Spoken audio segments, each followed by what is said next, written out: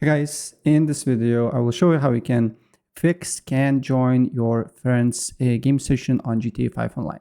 So the first thing what I suggest to do here, you need to make sure that you and your friend is on the same version of the game, either of enhanced or legacy, but it should be the same.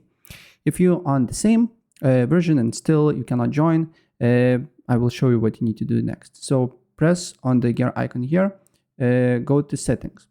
Go to network information, and if your NAT type is strict here, it's basically the problem. I will show you how you can fix that. It will work on PS4, PS5, Xbox, and PC. But to fix that, you need to either call your internet provider and just tell them to change NAT type to open, or you can do by yourself on PC.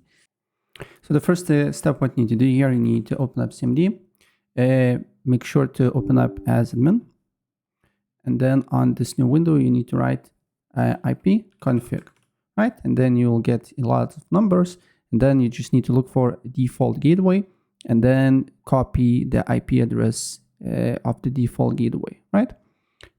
So let me copy, and then just paste it to a browser, right? And then usually the password is your Wi-Fi password, and if they ask you to put the username, usually it's admin or something along these lines. So just put your Wi-Fi password here, and once you logged in, you need to look for security tab. For everybody, depending on the provider, should be different. For me, I need to go to advanced and then security. Maybe for you it different, right? And then here, what you need to do here is to look for, first of all, DMZ settings. Enable DMZ settings. And then on DMZ host IP address, you need to open up a command prompt. And then you just need to copy IPv4 address to this list here and save it, right? Then you need to go to UPnP and then make sure it's enabled. Right? And then go to NIT settings and make sure it's cone, right? And as you can see here, as they say, cone NAT provides a lower level of security, but it's more compatible with applications, including those on gaming devices. And that's basically what we need here. And then you just need to launch GTA 5. Now, if we launch GTA 5, we can see that NAT type should be moderate or should be blank.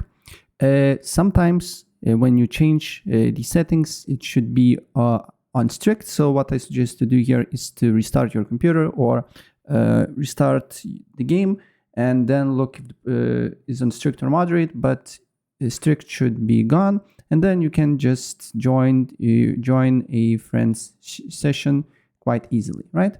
So yeah, that's basically it, what I wanted to show you. And if I helped you out, please press like button and subscribe for more.